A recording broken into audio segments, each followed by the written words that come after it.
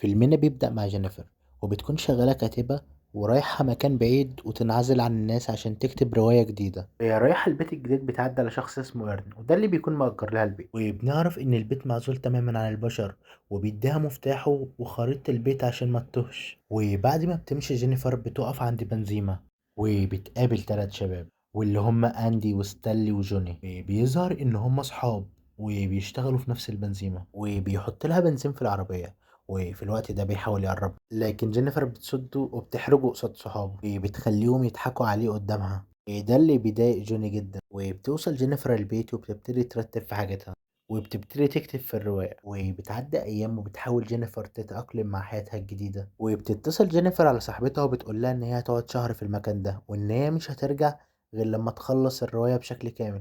وبتسمع جينيفر صوت عالي جدا من مكان قريب منها، بتستغرب جدا لأن مفيش حد موجود في نفس المكان اللي عايشة فيه، وبتفضل تمشي ورا مصدر الصوت لحد ما توصل لكوخ ده اللي بيكون فيه أدوات حادة أو مية نار، وده اللي بيكون بيخليها مستغربة وبيكون عندها فضول تعرف المكان ده بتاع مين وبيستخدم الأدوات دي في إيه. ولما بترجع البيت بتكب المشروب عليها بالغلط وبتخش الحمام عشان تغسل هدومها، وبيظهر إن في حد معاها بيصورها في البيت لكن هي مش بتشوفه. وتاني يوم بتخرج جينيفر تجري في الغابة وبتحس بحركة في المكان، لما بتبص حواليها بتلاقي بيت مهجور وبيجي لها فضول انها تخش تستكشفه. ولما بتخش بتلاقي ازايز خمرة وجراد المليانة حمضيات. بعدها بترجع البيت وبتكتشف ان سباكة البيت بايظة. بتتصل جينيفر بإيرن وبيطمنها وبيقول لها انه هيبعت لها واحد خلال ساعة يصلح لها كل ده. يقع الموبايل منها في الحمام على قد ما بتقدر تجيبه بس بيكون خلاص باظ. بعد شوية بيوصل حد اسمه ماسيو وبيكون جاي يصلح السباكة. بيكون واضح عليه ان هو من ذوي الاحتياجات الخاصة، مع ذلك بيكون شاطر وبيصلح لها كل اللي كان بايظ في وقت صغير جدا. وبعد ما بيخلص ماسيو بتقرب على جينيفر وبتبوسه كشكر على كل اللي عمله معاه. بيحرج جدا ماسيو لدرجة ان هو بيمشي بسرعة ومن غير ما ياخد فلوس. وعلى الناحية التانية بيكون جوني وستانلي وأندي متجمعين،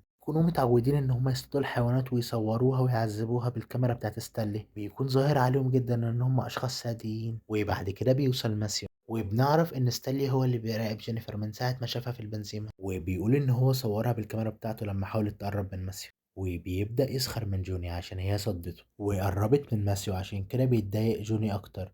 وهما بيتكلموا بيحكي لهم ماسيو إن موبايلها وقع في الحمام وباظ، فبيقرروا إن هما يستغلوا الفرصة لصالحهم. وبالليل بتكون قاعدة جينيفر بتشتغل وبيكون ظاهر معاها إن معاها كيس حشيش وبتشرب سيجارة كل ما تحس إن هي تعبانة.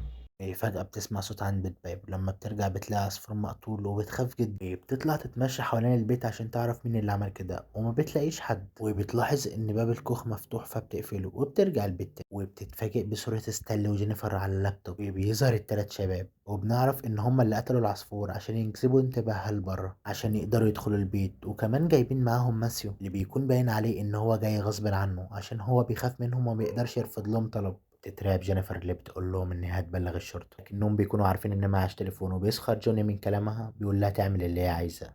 تنهار جينيفر وبتقول لهم ياخدوا كل اللي معاها ويمشوا، وبيجيب فلوس عشان تدي لماسيو حسابه. لكن جوني بيرفض وبيتكلم بالنيابة عنه وبيسألها ايه سبب وجودها في المكان زي ده. بتقول لهم ان هي جاية تشتغل وبتكذب عليهم وبتقول لهم ان حبيبها جاي كمان شوية. لكن جوني بيكون عارف ان هي بتكذب عشان لو هي مرتبطة هيكون صعب جدا حبيبها يسيبها في مكان زي ده لوحدها. بيطلب منها جوني ان هي تشرب معاهم لكن هي بترفض، وبيبتدي اندي ان هو يضربها. وبيتضح ان ستانلي بيصور كل اللي بيحصل. بيجبروها انها تشرب معاهم وبتوافق جينيفر، خصوصا لما بيوعدوها ان هما هيمشوا بعدها بيبتدوا يضربوها ويعتدوا عليها. وبتقدر جينيفر تهرب منهم وبتفضل تجري في الغابة لحد ما بتقابل شرطي اسمه ستورش، وده اللي بيكون طوق النجاة لجينيفر. وبتحكي جينيفر اللي حصل معاها من ال3 شباب، وبيرجع الشرطي معاها لغاية البيت وبيبتدي يدور في كل أماكن في البيت لحد ما بيبص قدامه وبيلاقي سجارة حشيش. وبتنكر جينيفر إنها مش بتاعتها لكن ستورش مش بيصدقها، بيخمن إن اللي هي قالته ده تهيؤات بسبب اللي شربته. وبتتخانق مع جينيفر عشان هو مش مصدقها وكمان عشان ساب المشكلة الأساسية وباصص في السيجارة. وبيطلب منها ستوريش إنها تبص للحيطة عشان يفتشها وبيبتدي يتحرش بيها. وبيطلع صديق لل3 شباب ومتعود يساعدهم في جرايمهم. وبيرجع ال3 شباب للبيت وبيبتدي يضربوها وبيجبروا ماسيو إن هو يعتدي عليها، وبيضطر يسمع كلامهم عشان هو خايف منهم جدا. وللمرة التانية بتقدر جينيفر تهرب للغابة، لكن هما مش بيسيبوها، بيفضلوا وراها لحد ما بيمسكوها وبيبتدي يعتدي عليها كلهم، وبتكون جينيفر منهارة من اللي حصل لها وبتقرر ترمي نفسها في النهر. بيمسك ستارش البندقية بتاعته عشان يقتلها في المية وبيضرب طلقة في المية، لكن ما بيبقاش عارف ان الرصاصة جت فيها ولا لا، خصوصا ان هي بتختفي تماما. وبياخدهم ستورش عند مصب النهر لكن ما بيلاقوهاش، وبيقرروا ان هما يدوروا عليها كل يوم قبل ما حد يشوفها. بيبتدي ستورش يوزع عليهم المهام، بيؤمر أندي إن هو يرجع بيتها ويتخلص من حاجاتهم اللي هي هناك. جوني بيكون مهمته إن هو ياخد عربيتها ويتخلص منها، وهنا بيجي الدور على ستانلي اللي مهمته إن هو يديهم شريط التسجيل عشان يتخلصوا منه. بيقوم بالمهمة دي ستورش بنفسه عشان يتأكد إن مفيش أي دليل يدينهم. وبيجي ماسيو بيكون قاعد قدام النهر ومستنيها تخرج، بيأمر ستورش إن هما يكونوا مع ماسيو طول الوقت، وخصوصا إن هو مش واعي لتصرفاته وممكن يفضحه. وبيهددهم ستورش إن لو ماسيو اتكلم أو فتح بقه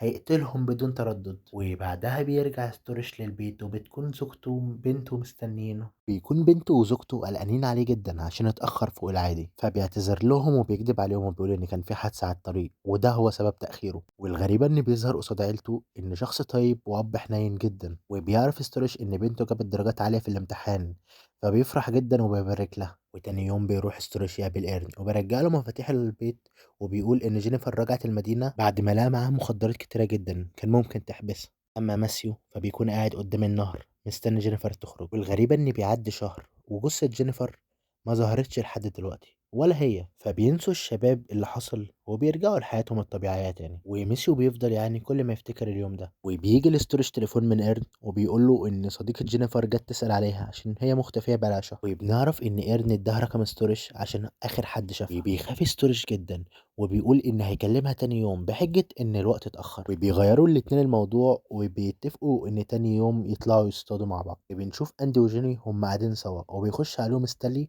وهو بيكون منهار، وبيعترف ان كذب عليهم لما اداهم الشريط واداهم شريط فاضي، لكن الشريط اللي عليه تسجيلات جينيفر كان لسه معاه بس اتسرق منه هو والكاميرا وما يعرفش مين اللي سرقه. فبيتعصبوا هما الاتنين وبيتخانقوا معاه وبيضربوه. وبيجي جوني وهو سهران في بيته وفجأة بيسمع صوت بره، ولما بيخرج بيلاقي عصفور مقتول قدام البيت، فبيخاف جدا عشان دي نفس الطريقة اللي استخدموها عشان يجذبوا جينيفر ناحية الباب. بيخمن إنها صدفة مش أكتر، وبيرمي الطائر بعيد وبيرجع ناحية بيته. فبيسمع صوت مرة تانية وبيلاقي العصفور رجع مكانه ناحية البيت، فبيخاف جوني عشان كده بيجيب البندقية بتاعته وبيبتدي يتمشى ناحية البيت لحد ما بيلاقي الحظاظات بتاعت ماسيو، فبيخمن ان ماسيو بيهزر معاه. اما ستوريش فبيرجع البيت وبيلاقي زوجته مستنياه ومعاها شريط تسجيل بتقوله انها لقيته مكتوب عليه ان هو من ستانلي، وبنعرف ان زوجته حاولت تشغله لكن ما عرفتش. وبيتصدم ستوريش لما بيعرف ان الشريط ده لسه موجود. بيروح ستوريش يقابل التلات شباب وبيضرب ستانلي وبيكون على وشك ان هو يموته عشان كان عايز يفضحهم، لكن جوني بيهديه وبيقول له ان ماسيو هو اللي بيعمل فيهم كده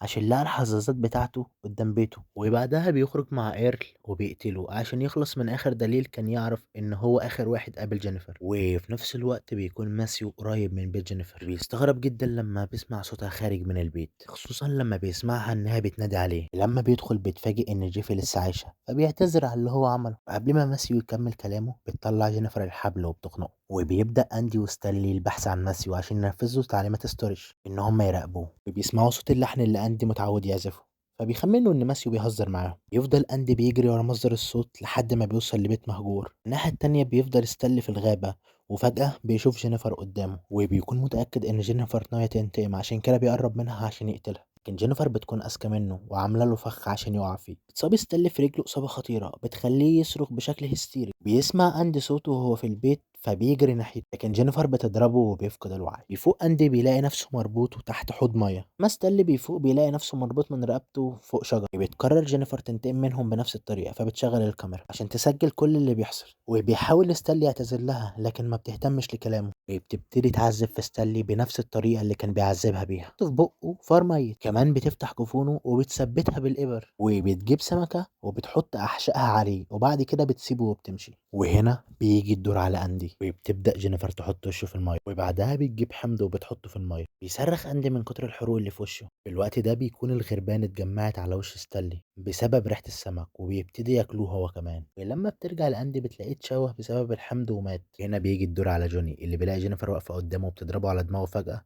وبيفقد الوعي. ولما بيفوق بيلاقي نفسه مربوط في البيت المهجور.